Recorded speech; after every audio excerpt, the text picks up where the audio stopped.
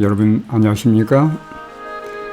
제2기 오늘은 8과를 공부하도록 하겠습니다. 오늘 말씀의 제목은 성소에서 비치는 빛입니다. 각 소지별로 살펴보도록 하겠습니다. 일요일 하늘 성소, 월요일 지성소에서, 화요일 심판의 시간이 이르렀으니, 수요일 지성소의 복음, 목요일 심판대에서 우리의 대언자 예수. 이러한 소 제목들을 가지고 이번 한 주 동안 저희가 하나님 말씀을 공부하도록 하겠습니다. 먼저 매일의 교과 요약을 말씀드립니다. 1844년의 사건은 재림전에 있을 하늘 성소 정결 사건입니다. 이 사건은 심판과 연관되어 있고 재림 전에 누가 하늘에 합당한지가 결정되는 그러한 놀라운 사건이 되었습니다. 일요일 소지입니다. 지상 성소는 하늘 성소의 모형인데 따라서 2300주야 즉 1844년에 있을 성소 정결은 대제사장 예수님이 행하시는 하늘에서의 성소 정결을 의미합니다. 월요일입니다. 대속죄일은 1844년에 시작된 심판을 상징합니다. 그날 속죄염소의 피로 성소가 정결하게 되었듯이 그리스도의 보혈로 성도들의 죄가 도말될 것입니다. 화요일 소지입니다. 성경은 심판이 있을 것을 예언하고 있으며 1844년 이후 심판은 시작이 되었습니다. 의의 예복을 입은 자들이 혼인잔치에 참석할 것이며 그 후에 은혜의 문은 닫혀질 것입니다. 수요일 소지입니다. 예수님은 하늘 대제사장으로 현재 지성소에서 사역하고 계십니다. 그 사역은 대속과 중보와 심판 세 가지로 이루어져 있는데 이 모든 단계마다 예수님의 보혈이 필수적이라는 것을 우리가 기억해야 되겠습니다. 목요일 소지입니다. 재림전 심판은 십계명이 표준이 됩니다. 예수님은 하늘 심판에서 우리의 변호사가 되시는 분이시고 동시에 그분이 심판자가 되시는 분이세요. 따라서 심판은 의인들에게는 복음이 될 수밖에 없는 것입니다. 여러분 제8과 성소에서 비치는 빛 기억절을 먼저 살펴보겠습니다. 히브리 8장 1절과 2절의 말씀입니다. 지금 우리가 하는 말의 요점은 이러한 대제사장이 우리에게 있다는 것이라. 그는 하늘에서 지극히 크신 이의 보좌 우편에 앉으셨으니 성소와 참 장막에서 섬기는 이시라. 이 장막은 주께서 세우신 것이요 사람이 세운 것이 아니니라. 여러분이 기억절을 보시면 이번 주 저희가 어떤 내용으로 공부할 것인지를 여러분께서 짐작할 수 있습니다. 이번엔 저희가 특별히 성소와 연관된 참으로 중요한 기별을 공부하게 됩니다. 우리가 지난 시간에 배웠던 것처럼 2300주야와 연관된 내용을 계속해서 공부하게 될 터인데 밀러와 그의 추종자들이 1844년에 재림이 있을 것이라고 예언했던 사건은 연대 문제가 아니었습니다. 이건 사건 해석에 관한 문제였습니다. 1844년에 예수님은 이 땅으로 재림하시는 대신에 하늘 지성소로 들어가셨습니다. 예수님은 재림하시기 전에 그곳에서 하늘의 성소 정결 사역을 먼저 이루실 것이었습니다. 이러한 내용으로 저희가 이번 주에 살펴볼 것입니다. 먼저 서론의 내용을 여러분께서 이 도표를 참고하시면서 이 성소 정결과 심판이 어떻게 연관되어 있는지를 여러분께서 깨달으시면 좋겠습니다. 여러분 두 도표를 비교해 보시면 다니엘 7장은 이렇게 사건이 전개되어 있습니다. 바벨론의 등장과 그 다음에 이어서 메데 페르시아, 그리스, 로마 그리고 하늘의 심판이 소개됩니다. 그리고 그 후에 작은 뿔이 멸망하면서 예수님의 재림이 등장하는 것으로 7장의 내용이 전개되어 있습니다. 8장은 어떻습니까? 바벨론은 이미 역사에서 사라졌기 때문에 굳이 언급되어 있지 않습니다. 메데 페르시아가 먼저 언급되어 있고 이어서 그리스, 로마, 지금 같은 역사 순으로 언급이 되어 있습니다. 그리고 이어서 성소의 정결 사건이 여기 소개되어 있는데 여러분 7장과 8장을 대조해 보시면 하늘의 심판은 성소의 정결과 밀접한 연관이 있는 사건임을 다시 한번 우리가 깨닫게 됩니다. 심판과 성소 정결, 우리가 이 내용들을 이번 주에 깊이 살펴보게 될 것입니다. 먼저 토의해 보겠습니다. 다니엘서는 예수님의 재림이 있기 전 심판이 있을 것을 예언하고 있습니다. 재림 전에 왜 심판이 필요할까요? 일요일 소지입니다. 제목은 하늘 성소입니다. 여러분 그 성경을 살펴보게 되면 두 개의 성소가 있는 것을 발견하게 됩니다. 첫 번째는 지상 성소이고 그리고 다른 하나는 하늘 성소입니다. 지상 성소는 출애굽기 25장 8절로 9절에 하나님께서 모세에게 특별히 분부한 내용 속에 포함이 되어 있습니다. 내가 그들 중에 거할 성소를 그들이 나를 위하여 짓되 무릇 내가 내게 보이는 모양대로 장막을 짓고 기구들도 그 모양을 따라 지을지니라. 하나님께서 가르쳐 주신 방식대로 하나님께서 보여주신 그 방식대로 성소를 지으라고 말씀하시는데 그것이 바로 지상 성소였습니다.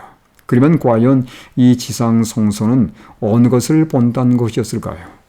분명 히브리 8장 5절의 말씀과 대조해 보면 하늘 성소를 본다는 것임이 분명합니다.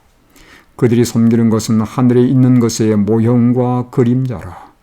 모세가 장막을 지으려 할 때에 지시하심을 어둠과 같으니 이르시되 삼가 모든 것을 산에서 내게 보이던 본을 따라 지으라 하셨느니라. 하늘 성소를 본따서 지상 성소가 만들어졌다는 사실을 여러분께서 먼저 인식하시면 좋겠습니다.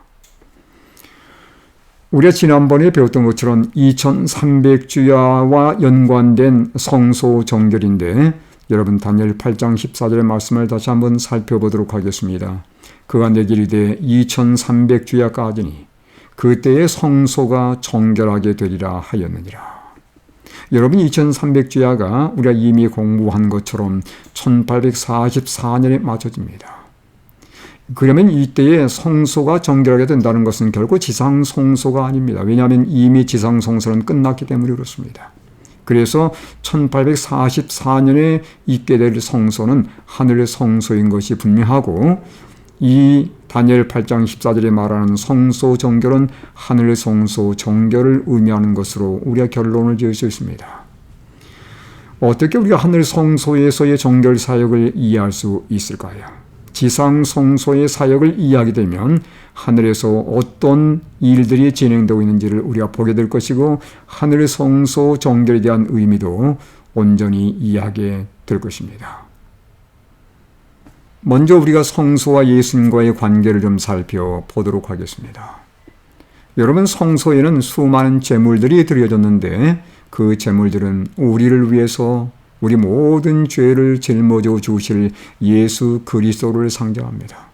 여러분 침례 요한도 요한복음 1장 29절에 이렇게 예수님을 칭했습니다. 이튿날 요한이 예수께서 자기에게 나오심을 보고 이르되 보라 세상 죄를 지고 가는 하나님의 어린 양이로다. 성소에서 드려졌던 모든 제물들은 바로 예수님을 표상한다는 것을 여기 말씀하고 있는 내용입니다. 뿐만 아니라 성소에는 언제나 제사장이 봉사하고 있었는데 이것은 하늘 대제사장이신 예수님께서 우리를 위해서 이루시는 그 사역을 분명히 상징해 준다고 볼 수 있습니다. 히브리 9장 11절입니다.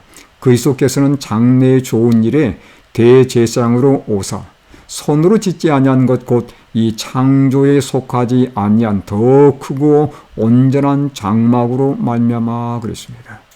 지상 성소에서 제사장들이 하는 모든 사역들은 하늘에서 우리 예수님께서 이루실 사역들을 말씀해 주는 것임을 여러분께서 깊이 인식하시기 바랍니다. 그러면 과연 예수님께서 하늘에서 우리를 위해서 이루시는 사역은 어떤 사역일까요?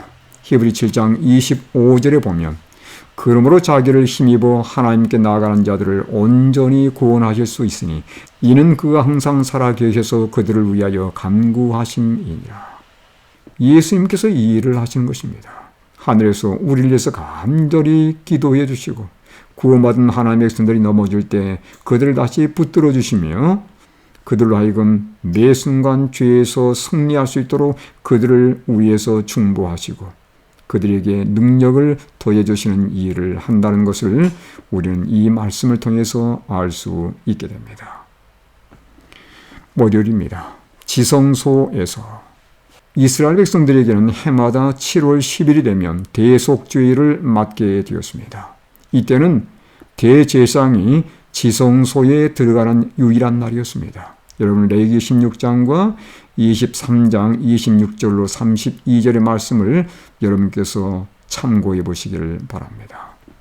그 대속죄일은 어떤 날로 불려졌냐면 욤 키푸르라고 불려져서 심판의 날로 인식이 되었습니다.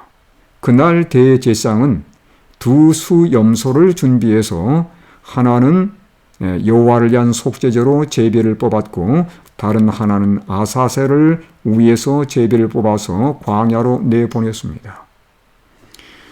속죄제를 위한 염소의 피는 지성소 안으로 가져다가 속죄소 앞에 뿌렸고 회막과 향단뿔과 번제단 뿔에 발라서 성소를 정결하게 하는 목적으로 사용되었습니다.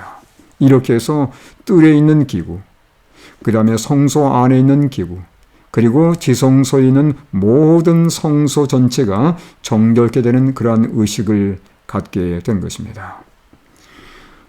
이런 의식이 끝난 다음에 아사셀을 위한 염소는 이스라엘 모든 죄를 염소의 머리에 얹어서 광야로 내보내서 이스라엘 회중에서 완전히 분리를 시켰습니다. 이것이 그날 대속죄일에 있었던 다양한 행사들이었습니다. 여러분 대정투 421쪽의 말씀을 보시면 구약시대의 백성들의 죄가 믿음으로 말미암아 속죄 제물에게로 옮겨지고 그 제물의 피를 통하여 죄는 상징적으로 다시 성소로 옮겨졌던 것처럼 새 언약에는 회개한 자의 죄가 믿음으로 말미암아 그리스도에게로 옮겨지고 그리스도께서는 그것을 실제적인 하늘 성소로 옮기셨다라고 말씀하고 있습니다. 이렇게 해서 하늘 성소가 죄로 말미암아 더럽혀진 것입니다. 여러분은 그 과정을 이렇게 잠깐 살펴보겠습니다. 우리의 죄가 속죄 제물에게로 옮겨집니다. 그리고 속죄 제물의 피가 성소에 뿌려지는 그 일을 통해서 우리의 죄가 성소로 옮겨지는 그러한 일이 과거에 있었는데 이것은 바로 예수님께서 우리를 위해서 하실 그 일을 상징하는 것입니다. 다시 말하면 우리에게서 죄가 예수님에게로 옮겨지게 되고 예수님께서 우리의 모든 죄를 짊어지고 죽으셨고 그리고 우리가 회개한 모든 죄를 그분께서 하늘 성소로 옮기셨다는 것을 여기 분명히 영감의 글이 말씀해 주고 있습니다. 속죄를 위한 염소를 잡아서 그것의 피를 속죄소와 회막과 향단뿔과 번제단 뿔에 바름으로 성소를 정결케 했다고 제가 말씀을 이미 드렸는데 여러분 구약시대의 7월 10일 대제사장이 지성소에 들어가서 성소를 정결하게 하는 일을 했던 것처럼 2300주야의 마지막인 1844년에 대제사장이신 예수님은 하늘 지성소에 들어가셔서 방금 전에 저희가 보았던 성소에 옮겨진 그 모든 죄들을 도말하는 그 일을 통해서 하늘 성소를 정결하게 했다고 하는 것입니다. 그날 뿌려진 속죄 염소의 피는 십자가의 보혈을 물론 상징합니다. 그 염소의 피로 성소를 정결하게 했듯이 하늘 성소에 옮겨진 모든 죄들은 십자가의 보혈로서 도말되는 것입니다. 내가 안식일을 잘 지켰기 때문에 나의 모든 죄된 기록이 도말되는 것이 아닙니다. 내가 어떤 헌신적인 봉사를 많이 했고 내가 어떤 순교를 경험했기 때문에 이것 때문에 성소에 옮겨진 나의 모든 죄가 도말되는 것이 결코 아니라 온전히 십자가의 보혈로 죄가 도말된다는 것을 여러분 분명히 명심하셔야 되겠습니다. 여러분 십자가의 그 놀라운 공로는 지성소에까지 미친다는 사실을 우리는 분명히 인식하셔야 되겠습니다. 그렇다면 아사셀 염소는 우리에게 무엇을 말해줄까요? 인류의 죄의 장본인이었던 루시퍼를 상징해 주는 것입니다.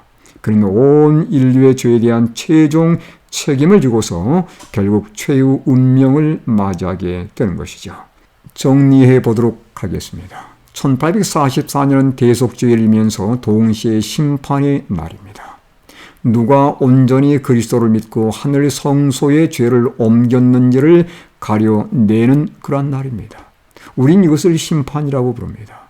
누가 죄를 옮겼는지를 조사하기 때문에 조사 심판이라고 부르고 재림 전에 이 일이 있을 것이기 때문에 재림 전 심판이라고도 부릅니다.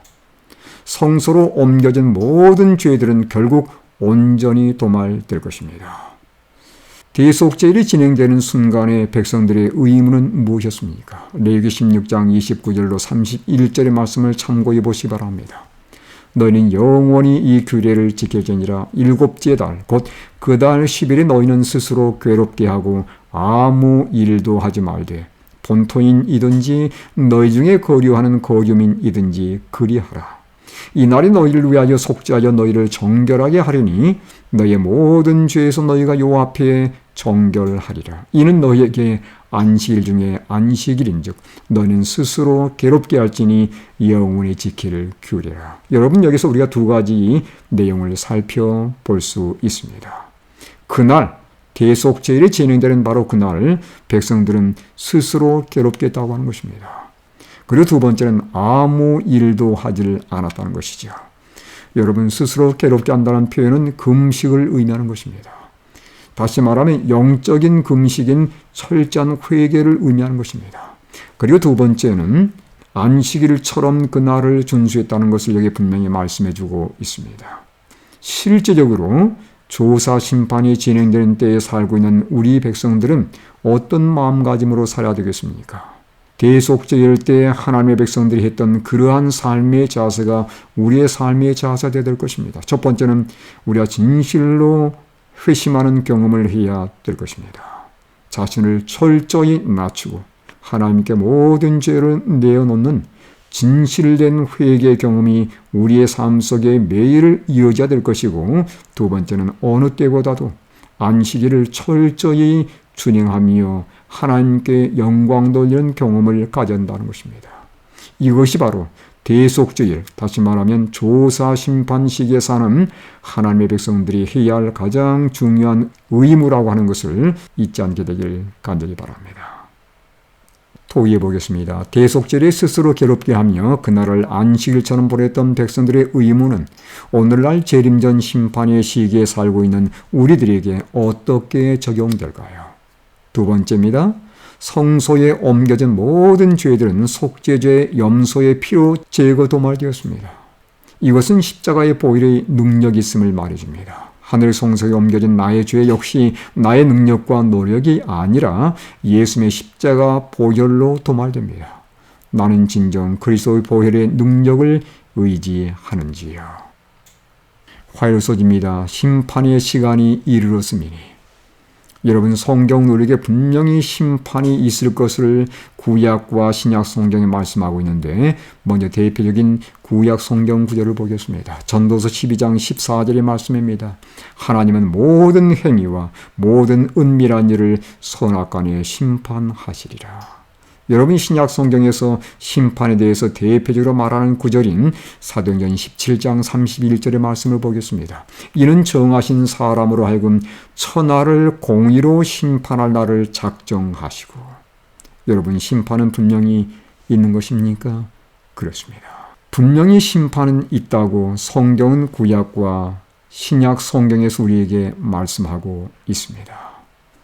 여러분 성경의 애언서인 다니엘서와 요한계시록도 우리에게 심판이 있음을 분명히 언급하고 있는데 다니엘 7장 9절과 10절의 말씀이 바로 그 말씀입니다. 내가 보니 왕좌가 놓이고, 여기 왕자가 놓인다는 표현은 우리가 시편 9편 7절에서도 보는 것처럼 심판과 연관된 표현입니다.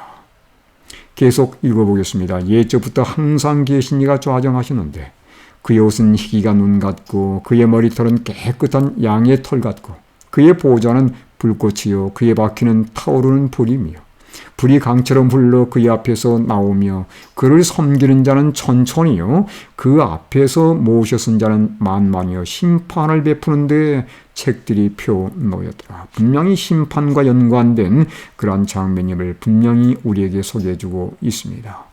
여러분, 요한계시록 14장 6절과 7절을 보면 심판에 대해서 이렇게 말씀하고 있습니다. 또 보니 다른 천사가 공중에 날아가는데 땅에 거주하는 자들 곧 모든 민족과 종족과 방언과 백성에게 전할 영원한 복음을 가졌더라. 그가 큰 음성으로 이르되 하나님을 두려워하며 그에게 영광을 돌리라.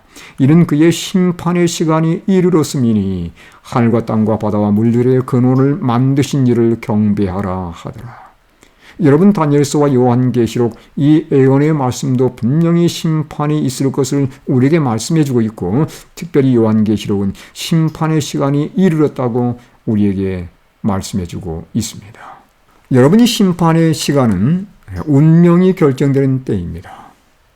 1844년은 이미 우리가 공부한 것처럼 재림 전 심판이 시작된 때입니다.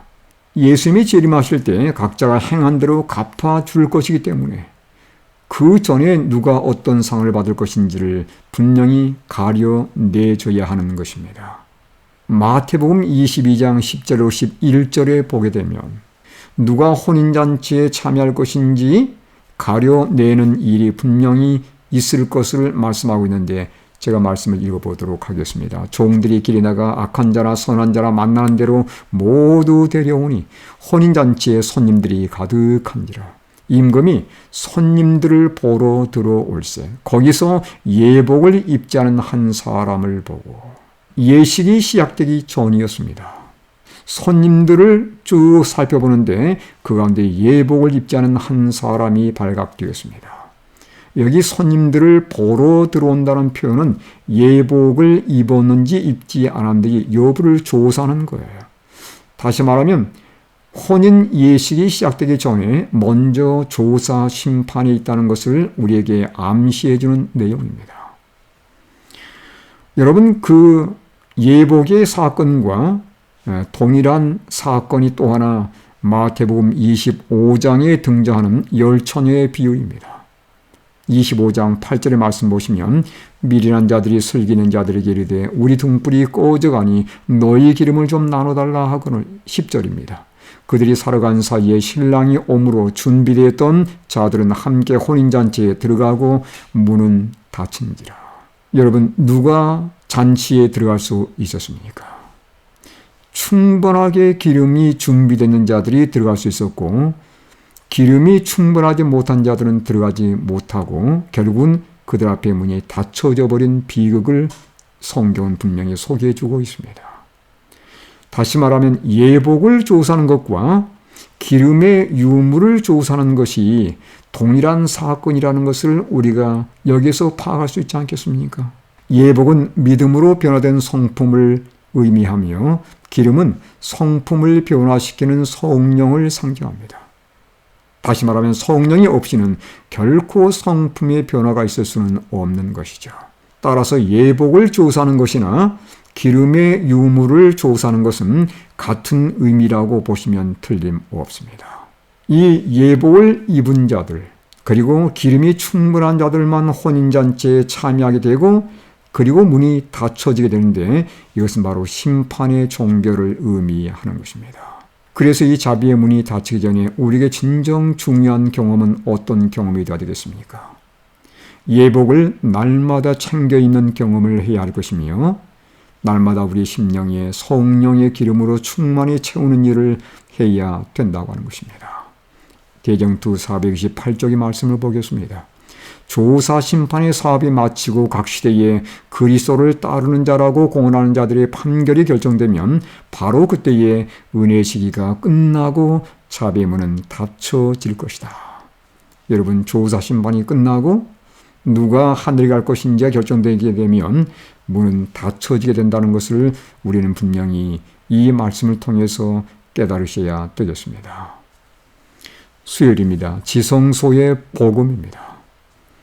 지성소의 심판의 내용은 왜 복음이 될까요? 지성소에 계신 대제사장 예수님의 사역을 히브리서의 말씀에서 살펴보도록 하겠습니다. 4장 14절 16절의 말씀인데, 그러므로 우리에게 큰 대제사장이 계시니 승천하신 이 곧 하나님의 아들 예수시라. 우리가 믿는 도리를 굳게 잡을지어다. 우리에게는 대제사장은 우리의 연약함을 동정하지 못하실 리가 아니요 모든 일에 우리가 똑같이 시험을 받으신 이로되 죄는 없으시니라. 그러므로 우리는 긍휼하심을 받고 때를 따라 돕는 은혜를 얻기 위하여 은혜의 보좌 앞에 담대히 나아갈 것이니라. 여러분, 예수님께서 이 세상에 인간의 몸을 가지고 오셨습니다. 그 이유는 무엇입니까? 첫 번째는 우리 인류의 대속주가 되기 위한 것이었고, 두 번째는 우리의 삶에 하나님 말씀 가운데 충성되어 사는 삶의 모본을 보이기 위한 것입니다. 그분이 이 땅에 오실 때 인성을 쓰고 오셨습니다. 우리가 똑같은 입장으로 오신 거예요.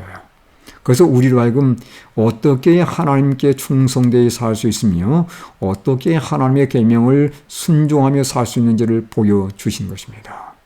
그 예수님께서 이제 하늘로 승천하셔서 우리의 모든 사정을 가장 잘 아시는 그분께서 우리를 위해서 중보하시고 우리를 위해서까지 믿음 가운데 살 수 있도록 붙드시는 그러한 역할을 해주시는 것이에요. 그래서 여러분, 하늘 지성소에 예수님이 계시다는 것은 우리에게는 얼마나 큰 위안과 소망이 되는지를 모릅니다. 그분께서 하늘에서 어떤 일을 하시는지를 우리가 세 가지를 살펴보도록 하겠습니다. 첫 번째는 대속의 사역입니다. 히브리 9장 11절과 12절입니다. 그리스도께서는 장래 좋은 일의 대제사장으로 오사 손으로 짓지 아니한 것 곧 이 창조에 속하지 아니한 더 크고 온전한 장막으로 말미암아 염소와 송아지의 피로 하지 아니하시고 오직 자기의 피로 영원한 속죄를 이루사 단번에 성소에 들어가셨느니라. 그분의 대속의 사역입니다. 나를 대신해서 죽으신 거예요. 성소에 끊임없이 제물이 바쳐졌던 것처럼 예수님께서 우리 모든 인류의 죄를 한꺼번에 짊어지고 돌아가셨습니다. 우린 성소에서 예수님의 대속의 사역을 가장 먼저 볼 수 있습니다. 두 번째 사역은요, 중보의 사역입니다. 히브리 9장 15절의 말씀입니다. 이로 말미암아 그는 새 언약의 중보자시니 이는 첫 언약 때의 범한 죄에서 속량하려고 죽으사 부르심을 입은 자로 하여금 영원한 기업의 약속을 얻게 하려 하시니라. 예수님께서 하늘 지성소에 들어가셔서 그분의 피를 가지고 우리를 위해서 계속해서 하나님 앞에 우리의 사정을 아뢰며 우리를 붙들어 주시는 그 역할을 하시는 것이에요. 그리고 세 번째 중요한 것은 심판의 사역입니다. 여러분, 요한복음 5장 22절에 보시면 아버지께서 아무도 심판하지 아니하시고 심판을 다 아들에게 맡기셨으니 이 심판을 통해서 결국은 우리의 모든 죄를 도말하는 일을 할 것인데 무엇으로 도말하시냐면 피로써 도말하는 것을 우리 이미 공부했습니다. 여러분, 그분의 대속의 사역과 중보의 사역과 심판의 사역에 결코 우리가 잊어버려서는 안 되는 가장 필수적인 요소는 예수님께서 우리를 위해 십자가에서 흘리신 그분의 보혈이라고 하는 것입니다. 보혈로 대속이 이루어졌습니다. 그분은 지금도 보혈로 우리를 위한 중보 사역을 진행하고 계십니다. 그분의 보혈로 예수님께서는 결국 심판을 통해서 우리의 모든 죄를 도말하실 것입니다. 십자가는 오늘도 우리의 승리의 가장 원천이라는 것을 잊지 않는 성도님들 되시길 간절히 바랍니다. 여러분, 우리가 하늘 지성소를 들여다보면 어떤 것이 있는지를 보게 되는데 그것은 바로 언약궤입니다. 요한계시록 11장 19절도 보면 성전 안에 하나님의 언약궤가 보인다고 말씀하고 있어요. 언약궤 안에는 하나님의 율법인 십계명이 있습니다. 그 십계명은 우리의 믿음이 참된 믿음인지 거짓 믿음인지를 판가름하는 그러한 기준이 되는 거예요. 예수를 믿는다고 하지만 하나님의 계명을 지키지 않는다면 그 믿음은 가짜 믿음입니다. 우리가 물론 하나님의 계명을 지켜서 구원 얻는 것은 아닙니다. 그러나 그 사람이 예수님을 믿는다고 할 때 그 믿음이 진짜인지 가짜인지 어떻게 판별할 수 있습니까? 하나님의 율법을 준행하는 여부로 판단할 수 있다는 것이죠. 로마서 3장 31절의 말씀입니다. 그런즉 우리가 믿음으로 말미암아 율법을 파기하느냐? 그럴 수 없느니라. 도리어 율법을 굳게 세우느니라. 믿으면 율법을 지키지 않아도 되는 것이 아니라 믿게 될 때에 하나님의 율법을 온전히 굳게 세운다는 것을 로마서는 우리에게 말씀해 주고 있고요. 히브리 8장 10절에 보면 우리가 예수님을 믿게 될 때 성령께서 우리 안에 들어오셔서 우리의 마음판에 그분의 법을 기록해 주신다고 분명히 말씀해 주고 있습니다. 따라서 예수님을 믿고 그분을 진실로 사랑하는 자들은 하나님의 계명과 일치하는 삶을 살 수밖에 없게 되는 것이에요.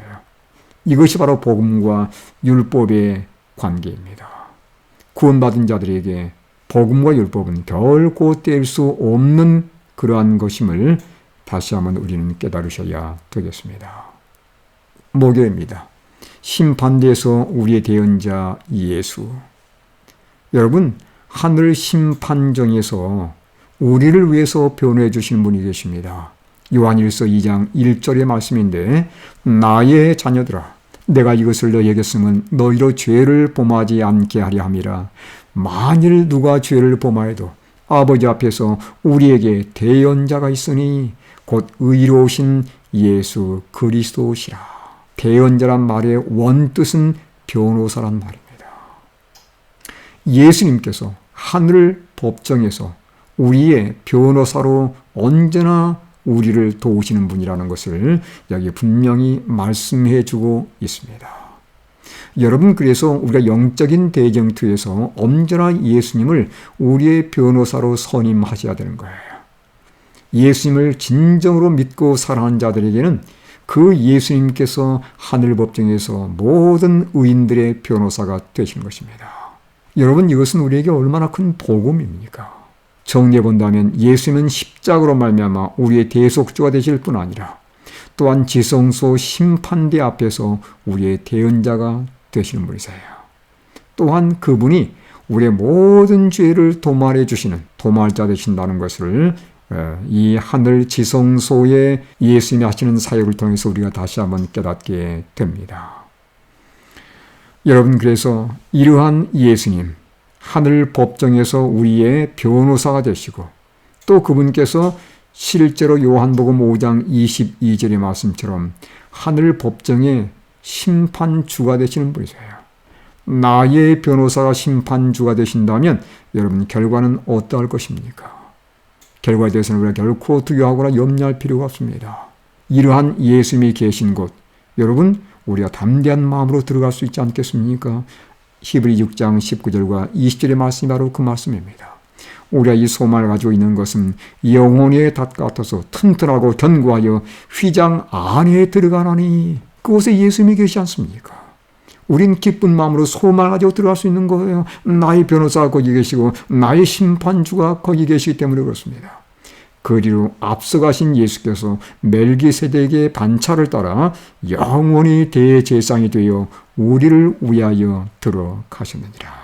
이 예수님께서 휘장 안에 계시니 우리는 소망을 가지고 믿음으로 따라 들어갈 수 있는 것입니다. 지성소에 들어가 보니 거기에 뭐가 있다고 그랬습니까? 법궤가 있고 하나님의 십계명이 그 안에 들어있습니다. 그런데 그 법궤의 뚜껑을 속죄소라 부르는데 거기에 염소의 피가 뿌려졌습니다. 이것은 바로 십자가에서 흘리신 예수의 보혈을 상징하는 것인데 여러분, 우린 여기에서 복음이 하나님의 율법과 만나는 장면을 보게 됩니다. 따라서 예수를 믿고 구원받은 자들은 하나님의 법과 온전히 조화되는 그러한 생애를 살 수밖에 없게 되기 때문에 심판의 결과에 대해서 결코 두려워할 것이 없다는 것을 다시 한번 명심하게 되길 간절히 바랍니다. 대쟁투 433쪽의 말씀을 참고로 읽어드립니다. 주님께서 지성소의 봉사를 위하여 그곳으로 들어가실 때 믿음으로 그들의 대제사장을 따라간 자들은 언약궤를 보았다. 성소 문제를 연구함에 따라 그들은 주님께서 하나님의 언약궤 앞에서 봉사하시되 당신의 피를 가지고 죄인들을 위하여 중보하고 계시는 것을 보았다. 우리가 범한 모든 하나님의 계명, 예수의 피로 다 용서를 받았습니다. 이제는 우리가 예수의 피를 의지해서 용서받은 자들로서 날마다 예수님을 내 마음속에 영접할 뿐만 아니라 그 보혈로 이제는 승리하는 경험을 가져야 되지 않겠습니까? 또 해보겠습니다. 이번 주 교과에서 배운 교훈이나 깨달은 내용들을 서로 나누어 봅시다. 이번 교과의 결론입니다. 2300주야가 끝난 때인 1844년은 하늘 성소가 정결하게 된 날입니다. 대속죄일에 속죄염소의 피를 통해 죄로 더럽혀진 성소를 정결하게 했던 것처럼 재림전 심판의 시기에 그리스도의 십자가의 보혈로 성소에 옮겨진 모든 죄의 기록들이 도말될 것입니다. 누구의 죄가 도말될 것입니까? 의의 예복을 입고 하나님의 성령으로 온전히 충만한 자들의 죄가 다 도말될 것입니다. 그들에게 예수님은 하늘 심판정의 변호사가 되시고 심판주가 되셔서 의인들의 죄를 도말할 것이기 때문에 심판의 기별은 결코 위협적인 기별이 아니라 복음의 기별이라는 것을 여러분 다시 한번 이번 주에 깨닫고 예수님을 끝까지 믿음으로 충성되게 섬기시는 그런 재림 성도들 되시기를 간절히 바라면서 이번 주의 교과를 매듭 짓도록 하겠습니다.